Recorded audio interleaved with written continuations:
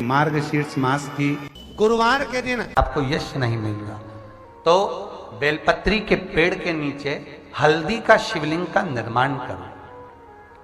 हल्दी पिसी हुई हल्दी का शिवलिंग का निर्माण करो, उसका पूजन कर कर घी का दिया लगाकर भगवान शंकर की वही हल्दी का शिवलिंग का तिलक अपने हृदय पर चाहे पुरुष हो चाहे स्त्री हो, अपने हृदय पर कंठ के पास उस तिलक को लगाएं और बाबा का विसर्जन उसी बेलपत्री के पेड़ के नीचे जल डालकर कर दें। महाराज यश मिलना प्रारंभ हो जाता है। केवल ये यश के लिए ही नहीं होता, इसका एक क्रम और है। मान लो आप किसी मीटिंग में बैठे हो, किसी अच्छी जगह पर बैठे हो, किसी कंपनी के इंटरव्यू में बैठे हुए हो, आप किसी कार्य के लिए जा रहे हो और वो कार्य बहुत जरूरी है कि इस व्यक्ति से मुझे ये पैसे निकलवाना है, इस व्यक्ति से मुझे ये काम निकलवाना है, और वो व्यक्ति बहुत दिन से हाथ में आ ही नहीं रहा, तो उसके लिए भी ये कार्य किया गया। अर्थात कीर्ति शुद्ध हो, पवित्र हो और यश की प्राप्ति। लक्ष्मी, वो कौन से दो स्थान हैं जहां तू जाना पसंद नहीं करती? लक्ष्मी, वो कौन से दो स्थान हैं जो व्यक्ति धारण करता है तो उस व्यक्ति के पास में से 2 साल में, 4 साल में, 6 साल में, 8 साल में तो रुष्ट होकर चली जाती है? वो स्थान कौन से हैं? तो 2 स्थान माता लक्ष्मी ने बताए हैं। पहला, फूटे हुए बर्तन में भोजन करना। कौन से बर्तन में? जम के बोलिए जरा। जो टूटा बर्तन होता है, खंडित बर्तन होता है, फूटा हुआ बर्तन होता है, कहीं गिलास की किनोर टूट गई है, कहीं कटोरी की किनोर टूट गई है, कहीं थाली की किनोर टूट गई है, और तुम कहीं प्लेट की किनोर टूट गई है और तुम उसमें भोजन कर रहे हो, तो टूटे हुए बर्तन में भोजन करने वाले के पास में लक्ष्मी छिन्न हो जाती है, उसका भाग्य भी फूटे हुए बर्तन की तरह हो जाता है। ये लक्ष्मी का। और दूसरा,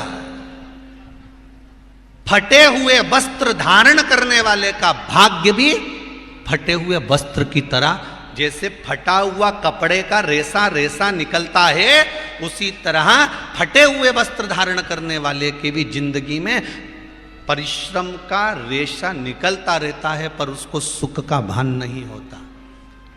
आज के जमाने में ये फटे हुए कपड़ों का फैशन आ गया, ये बड़ा दुख की घड़ी है।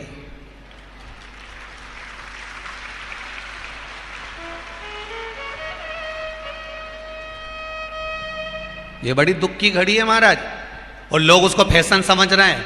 पहले तो कम फटा होता था, पर आज के जमाने में तो इतना इतना फट गया, ऐसा लगता है कि दिवाली का बम चलाने गया था दीपावली पे और बम कपड़ों के बीच में से फट गया।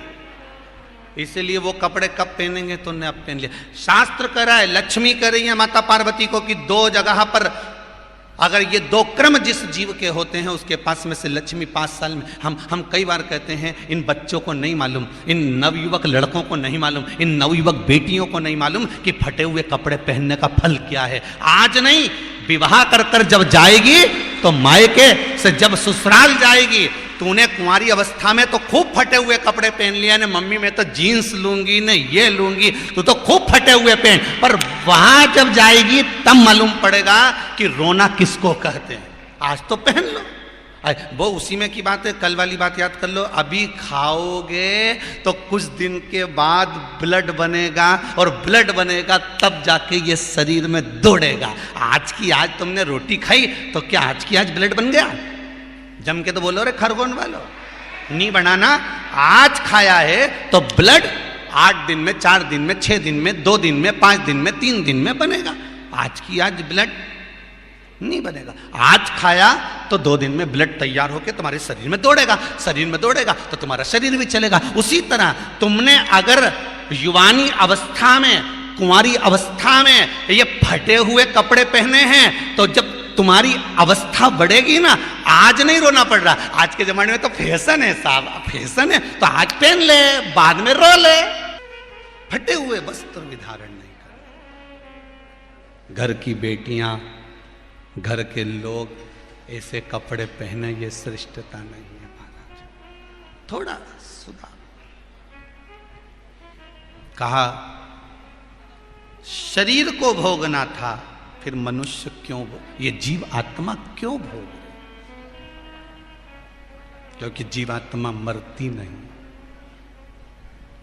इसको जब भुगताया जाता है तो ये भोगती रहती है, तड़पती है, चिल्लाती है, अब नहीं करूंगी गलती, क्षमा कर दो मुझको। हल्दी का गट्टा, हल्दी जो सूखी एक गट्टे में आती है ना, हल्दी की गांठ, उसका थोड़ा सा टुकड़ा उस कलश में डाल लीजिए। और जिस व्यक्ति का समय गड़बड़ चल रहा हो, लक्ष्मी नहीं आ रही हो, बीमारियां बनी हुई हो, दुख हो, तकलीफ हो, कष्ट हो, माता पार्वती जी अश्विमनी घोड़ी बनी लक्ष्मी जी को ज्ञान उपदेश दे रही है। माता पार्वती जी जब लक्ष्मी जी ने आंख में से आंसू बहाए, शिवलिंग पर गए, शिवलिंग से जलाधारी पर गए, जलाधारी पर जब वो अश्रु पड़े और उस अश्रु के पड़ने पर माता पार्वती जी प्रकट हुई और प्रकट होकर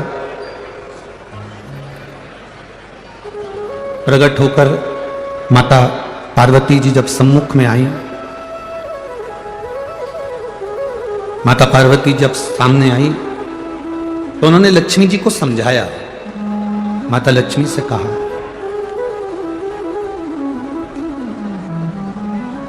कि लक्ष्मी, तुम्हारे पति ने तुमको श्राप दिया है, तुम्हारे पति ने तुम्हें श्रापित किया है, तुम्हारे पति ने तुमको अश्वी बनने का श्राप दिया, घोड़ी बनने का श्राप दिया, अश्वी बनने का श्राप दिया। लक्ष्मी,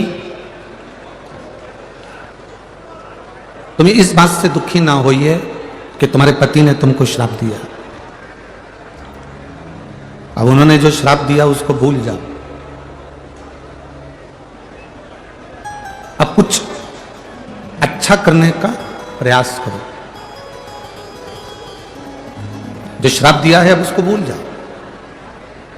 और हम भी आपसे यही कहेंगे कि अगर कोई आपको गाली दे दे, कोई आपको अपशब्द कह दे, कोई आपको ताना दे दे, कोई आपको आड़ा टेढ़ा बोल दे, वो कह दिया, कहने के बाद आप उसको भूल जाइए। उसने कहा, आप उस बात को भूल जाओ। अब बहुत दिन तक अपने बुद्धि में लेकर बैठ जाना, बहुत दिन तक अपनी चित्तवृत्ति में लेकर बैठ जाना कि उसने मेरा अपमान करा है, उसने मुझे गाली दी, उसने मुझे अपशब्द कहा, उसने मुझे आड़ा टेढ़ा कहा, टेढ़ा बोल दिया, बार बार अपनी बुद्धि में उसको घुमाना, अपनी चित्तवृत्ति में लेकर आना, ये श्रेष्ठ नहीं है। तुमको कोई गाली भी दे देना, अपशब्द भी कह देना, अगर तुम्हें कोई आड़ा टेढ़ा भी बोल देना, कोई आपको अपशब्द कह दे, आड़ा टेढ़ा कह दे, कोई गाली भी दे दे, तो भी शिव महापुराण की कथा कहती है कि आपको उससे बोलचाल बंद नहीं करना।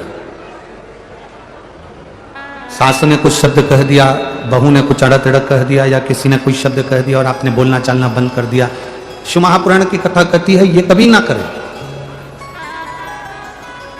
शब्द भी कहा है, किसी ने आड़ा टेढ़ा भी अगर बोला है, किसी ने अपशब्द भी कह दिया, ताने भी दे दिए, गाली भी दे दी, हमको बोलना बंद नहीं करना है। बल्कि कारण क्या होगा? जिसने गाली दी है, जिसने अपशब्द कहा है, जिसने ताना दिया है, तुम्हें उसका जवाब नहीं देना है। तुम तो बाबा पर एक लोटा जल चढ़ाते रहो और हर हर महादेव कहते रहो, जवाब तुम्हारा भोलेनाथ खुद समय आने पर दे देगा, तुम्हें उसका जवाब नहीं देना। सीता जी ने भी आज खीर बनाई और माता जानकी ने जब खीर बनाई, दशरथ जी के लिए, कौशल्या मैया के लिए, कैकेयी मैया के लिए, सुमित्रा जी के लिए, सबके लिए परोसा, सबके सामने रख दिया। और कैकेयी मैया के सम्मुख में भी खीर रखी है, सुमित्रा के सम्मुख में भी खीर रखी है। और माता सीता अंदर रसोई घर में गई और रसोई घर में जैसी जानकी जी पहुंची, इतनी देर में ऐसी तेज हवा चली, ऐसी तेज हवा चली कि कचरा उड़ा और उड़कर दशरथ जी के कटोरे में जो खीर रखी थी उस खीर में चला गया। एक तिनका उस कटोरे में जाकर गिर गया।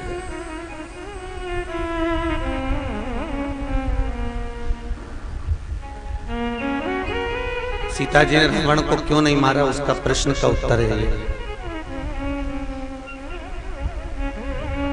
एक तिनका, एक कचरा कटोरे में पड़ा है खीर के,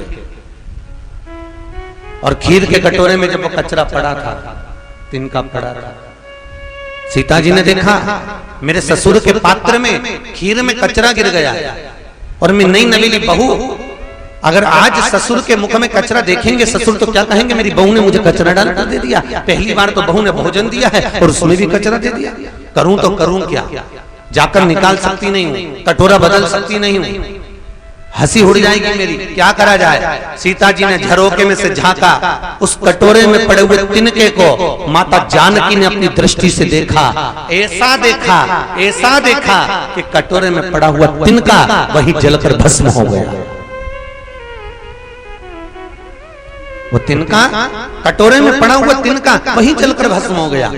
जैसे तिनका जलकर भस्म हुआ, दशरथ जी ने देख लिया सीता जी को, सीता जी ने अपनी दृष्टि से कचरे को जला दिया, तिनके को जला दिया।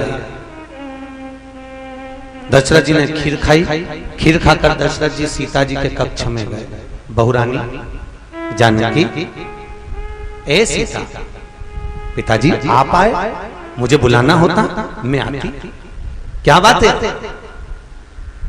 बोलिए पिताजी मेरे को क्यों बुलाया, क्या कारण है, आप मेरे पास में आए, मुझे बुलाते मैं आती, दौड़कर आती, आप बोलो तो सही क्या चाहिए आपको, क्या चाहिए। जानकी तुझसे कुछ मांगना है तो दे देगी। सीता जी कहती है जी पिताजी आप बोलो क्या चाहिए। पहले सौगंध खा राम की कि तुझसे जो मांगूंगा तुझे देना पड़ेगा।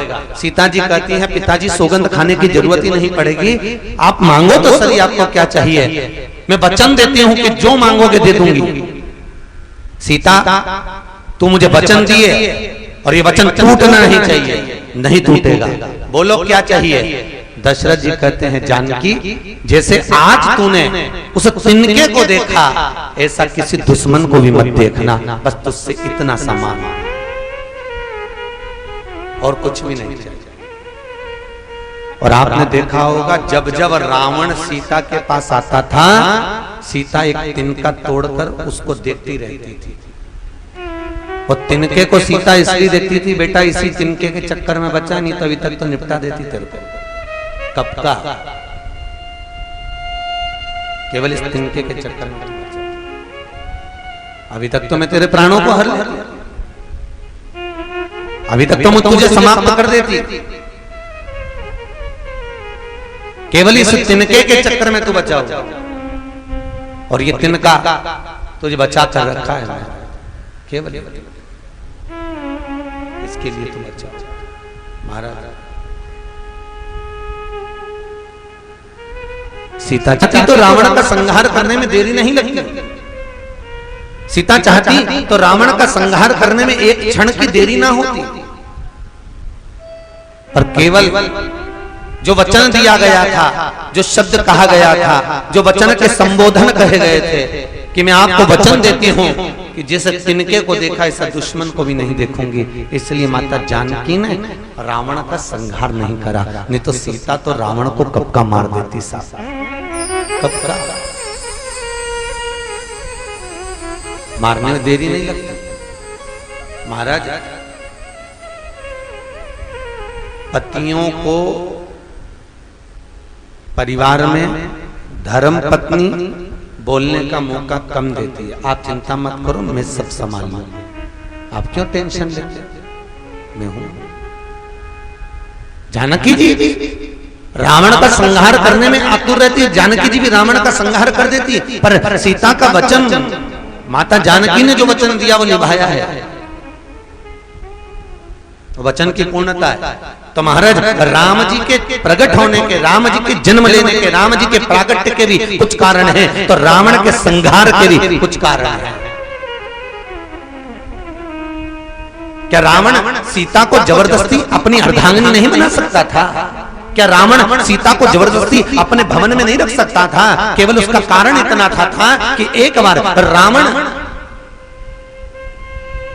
देवलोक में गया और देवलोक में जाकर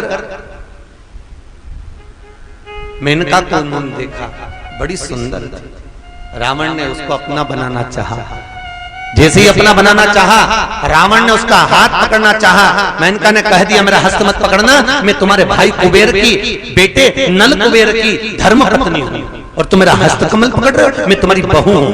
और बहू का हाथ अगर ससुर पकड़े ही अच्छी बात नहीं है,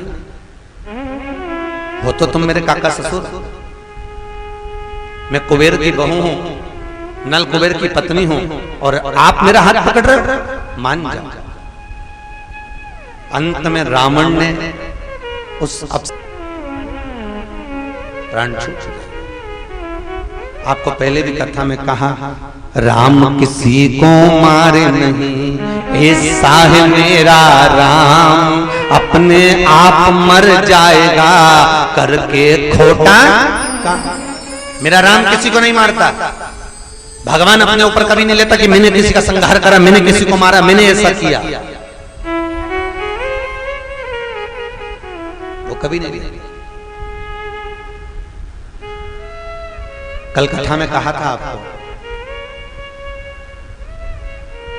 कि मंदिर के पीछे, कहां पर, कलकत्ता में बताया था कि मंदिर की परिक्रमा करते समय मंदिर के पीछे अगर हम प्रणाम करते हैं तो हमारे जीवन के पुण्य, हमारे जीवन का दान, हमारे जीवन का सत्कर्म उसी समय अधर्म में बदल जाता है। उसी समय, जिस समय हमने किसी मंदिर के पीछे प्रणाम करा, अगर परिक्रमा करते समय मंदिर के पीछे हम नमन करते हैं, प्रणाम करते हैं, तो हमारा सत्कर्म, हमारा दान, हमारा पुण्य, हमारा धर्म उसी समय अधर्म में परिवर्तित हो जाता है।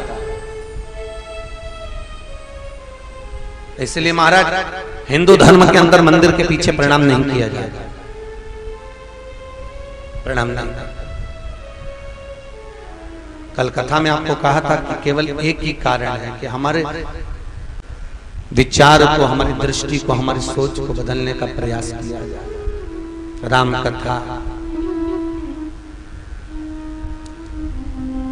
सारे देवताओं ने अगर भगवान राम की स्तुति करी थी तो यही प्रार्थना करी थी कि आपके द्वारा जगत का कल्याण। भगवान ने भी आश्वासन दिया था और सब अपने अपने धाम को चले गए थे। सुर समूह बिनती करी, पहुँचे निज निज धाम, जग निवास प्रभु प्रगटे, अखिल लोक विश्राम। भगवान ने सबको एक वचन देकर भेज दिया, तुम चिंता मत करो, मृत्यु लोक में जाना, पृथ्वी पर जाना और पृथ्वी पर जाकर अवतरित होना। किसी भी रूप में तुम्हारा मन पड़े, राज ऋषि बनकर, साधु बनकर, सन्यासी बनकर, तपस्वी बनकर, साधक बनकर, उपासक बनकर प्रकट हो। हम आएंगे, वचन निभाएंगे।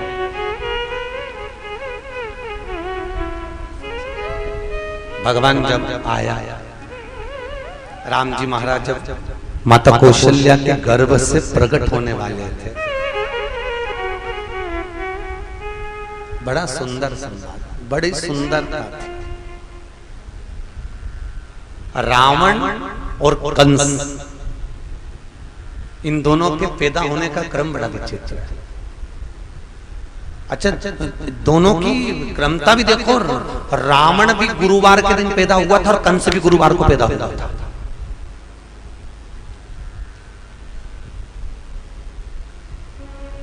कंस भी गुरुवार को हुआ और रावण, और दोनों की क्रमता देखो, वो भी त्रयोदशी को पैदा हुआ था, ये भी त्रयोदशी को पैदा हुआ, कंस भी और रावण। बस अंतर इतना है, ये ब्राह्मण के घर में पैदा हुआ और वो यदुकुल में पैदा हुआ, पर दोनों में बस केवल अंतर इतना था कि जो कंस पैदा हुआ था वो पवन रेखा के गर्भ से पैदा हुआ और वो पवन रेखा 3 दिन की रजस्वला थी, 3 दिन की रजो धर्म धारण कर ली,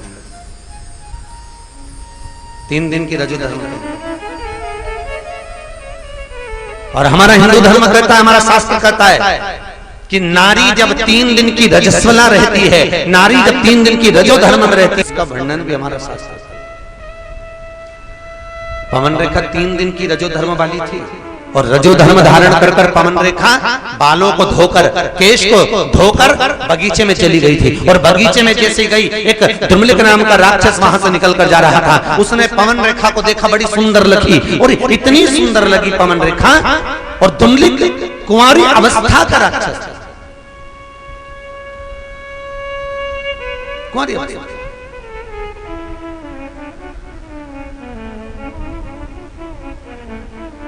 एक तो बहुत सहज सी बात है महाराज, बहुत सहज। हमारे हिंदू धर्म में कहा जाता है सबसे बड़ा आश्रम गृहस्थाश्रम। कौन सा आश्रम है? जम के बोलो जरा। गृहस्थाश्रम। क्यों कहते हैं गृहस्थाश्रम? क्योंकि संत बनना, साधु बनना, तपस्वी बनना, जोगी बनना, सन्यासी बनना, साधक बनना, उपासक बनना सरल है, पर एक गृहस्थी बनना कठिन है। अकेले गंगा के घाट पर बैठ के भजन करोगे तो कोई भी कर ले, तुम भी जाके कर सकते हो, अकेले बैठ के तो कोई भी कर ले, पर दिक्कत तो ये है कि परिवार में रहकर, घर में रहकर एक माला तो जप कर बताओ। थोड़ी देर माला जपोगे, जय हनुमान ज्ञान सागर, जय कबीर तुम लोग जाकर, इतने में छोरा दौड़ के आगे, मम्मी वो सामान का रखा है, 40 साल चली रही है, पापा ये कहाँ रखा है, मम्मी ये क्या हो गया, मैं पूछा ऐसा पड़ा है, मम्मी ऐसा कैसा। जरा सी देर पूजन करने बैठोगे, उतनी देर में सारा काम तुमको याद आ जाए, उतनी देर में सब कुछ हो जाए। गृहस्थाश्रम सबसे बड़ा आश्रम। संत बनना सरल, तपस्वी बनना सरल, साधक बनना सरल महाराज। तो शास्त्र कहता है विवाह कर कर मरने पर पिंड, तर्पण, तिलांजलि सब प्राप्त हो जाती है, पर कुंवारी अवस्था में मरने पर ना तो तर्पण मिलता है, न पिंड मिलता है, न तिलांजलि मिलती है। जो कुंवारी अवस्था में मर गया, ना तो तर्पण है, ना तिलांजलि है, ना कुछ भाग है। महाभारत का चरित्र उठाइए, कुरुक्षेत्र की भूमि को प्रसन्न करना था, शास्त्र का नियम। भगवान कृष्ण ने अर्जुन, नकुल, सहदेव, भीम, युधिष्ठिर को बुलाया और दुर्योधन को बुलाकर कहा कल ये युद्ध चालू होने वाला है, और युद्ध का नियम है जिस युद्ध की भूमि पर युद्ध होता है उस भूमि को प्रसन्न करने के लिए, चंडी को प्रसन्न करने के लिए, भूमि को प्रसन्न करने के लिए परिवार में से एक एक व्यक्ति की बलि देना पड़ती है। दोनों परिवार में से एक एक व्यक्ति की बलि जाएगी। कल देवी बलि लेने के लिए आई। अरे दुर्योधन तो खुश हो गया, प्रसन्न हो गया, हम तो 100 भाई, अगर एक मर भी गया तो 99 बचेंगे। पर दिक्कत तो इनकी है कि ये तो गिने चुने 5, और 5 में से अगर एक मर गया तो बचे कितने? मात्र 4। युधिष्ठिर को नींद नहीं आई। भगवान कृष्ण ने कहा चिंता मत करो, अर्जुन को बुलाओ। अर्जुन आया, प्रभु कृष्ण, वसुदेव, कन्हैया बोलते हैं तू चिंता मत कर, बलि देना है ना। अर्जुन याद कर, तू द्रौपदी को लेकर आया था और माता कुंती के सामने खड़ा करा था, तो माता कुंती ने क्या कहा था भोजन बनाते बनाते? 5 बांट लो। और द्रौपदी 5 पतियों की पत्नी बनी थी, तो द्रौपदी ने एक शर्त रखी थी, मैं जिस पति के साथ रहूंगी 1 वर्ष तक रहूंगी, अगर मेरे पति के कमरे में कोई दूसरा पति आ गया तो उसको 5 वर्ष के लिए बन जाना पड़ेगा। वो बन जाए। अर्जुन, तुम 5 पतियों ने वचन दिया था। द्रौपदी उस समय भीम के कक्ष में थी, एक ब्राह्मण तोड़कर आया कि मेरे बेटे को सिंह उठा कर ले गया। तुम अर्जुन धनुष को ढूंढने के लिए भीम के कमरे में चले गए, ब्राह्मण के बच्चे को तो बचा लिया, पर तुमको 5 वर्ष के लिए बन जाना पड़ा था। अर्जुन कहते हैं बिल्कुल सही है प्रभु, तो करना क्या है? भगवान बोले अर्जुन, तुम 5 वर्ष के लिए जब बन गए थे तो नागों की कन्या उलूपी के साथ में तुमने शादी कर ली थी, और उलूपी के साथ में शादी हुई तो उससे एक बेटा उत्पन्न हुआ था जिसका नाम था अरावन। जी महाराज, एक काम करो, बलि चढ़ाना है, परिवार के व्यक्ति की चढ़ाना है, तो उसको लेकर जाओ। अर्जुन गए, आरावन को लेकर आए। आरावन का पिताजी घबराना मत, इन कौरवों को तो मैं छाट छाट कर मारूंगा, चिंता मत करना। और आरावन जैसे ही आया, भगवान कृष्ण ने कहा आरावन, हमें तुमसे युद्ध नहीं कराना। तो दादा फिर मुझे बुलाया क्या? हमें तुम्हारी बलि चढ़ा। आरावन कहता है दादा मैं कुंवारा हूं, और कुंवारी अवस्था में अगर मर गया तो ना तो मेरा पिंड मिलेगा, न तर्पण होगा, न कहीं गया जी का श्राद्ध होगा, ना मुझे कुछ मिलेगा। अगर ब्राह्मण को भोजन भी कराया जाएगा तो मुझे प्राप्त नहीं होगा, कोई तर्पण भी करेगा तो मुझे प्राप्त नहीं होगा, कोई तिलांजलि भी देगा तो मुझे नहीं मिलेगा, क्योंकि मैं कुंवारा हूं और कुंवारी अवस्था में मरना नहीं चाहता। दादा पहले मेरी शादी कर दो, उसके बाद मैं मर जाऊं। अब भगवान ने मन में सोचा, एक रात के लिए कौन अपनी छोरी भी आएगा, कल तो इसको मरना। करा क्या जाए, एक रात्रि के लिए इसको छोरी देगा कौन? भगवान कृष्ण ने युधिष्ठिर, नकुल, सहदेव सबसे कहा ढूंढो, एक लड़की ढूंढो, जल्दी इसकी शादी करना। कोई लड़की नहीं मिली। भगवान कृष्ण को लगा अब करा क्या जाए। तब भगवान कृष्ण को याद आ गया कि भगवान शंकर ने भगवान ब्रह्मा को सृष्टि रचना का भार दिया था और ब्रह्मा जी से कहा था, ब्रह्मदेव सृष्टि की रचना करना तो पुरुष और स्त्री ना। तो शंकर भगवान ने अपना अर्धनारीश्वर स्वरूप का दर्शन कराया था। करें दर्शन करें, अर्धनारीश्वर स्वरूप का दर्शन कराया था कि आधे पुरुष बना दो, आधे स्त्री बना दो। और ब्रह्मा भगवान विष्णु और शिव चले गए। जब ब्रह्मा जी ने सृष्टि की रचना करी, आधे स्त्री बनाना थे, ब्रह्मा जी ने उनको भेला कर बना दिया, आधे पुरुष आधे स्त्री। तो पूरी पृथ्वी किन्नर की हो गई। जहां देखो वही किन्नर, जहां देखो वही किन्नर नजर आ रहे थे। नीचे आए, आते सी भगवान विष्णु को हंसी आ गई, ब्रह्मा जी तुमने क्या बना दिया? ब्रह्मा जी बोले, भगवान शंकर ने तो किया था, आधे पुरुष आधे स्त्री बना दो। शंकर भगवान बोले, मैंने बोला था आधे पुरुष आधे स्त्री बना दे, तो उसने स्त्री का रूप रखा और किन्नर का रूप रखकर भगवान कृष्ण ने रावण के साथ में शादी की। श्री शिवाय नमस्तुभ्यम, हर हर महादेव। पूज्य गुरु जी ने इस वीडियो में 27 नवंबर मार्गशीर्ष मास के गुरुवार के विशेष उपाय बताए हैं। वीडियो अच्छी लगे तो like, share and subscribe, comment में श्री शिवाय नमस्तुभ्यम हर हर महादेव अवश्य लिख देना। चैनल को सब्सक्राइब अवश्य कर देना। जय श्री राम, हर हर महादेव।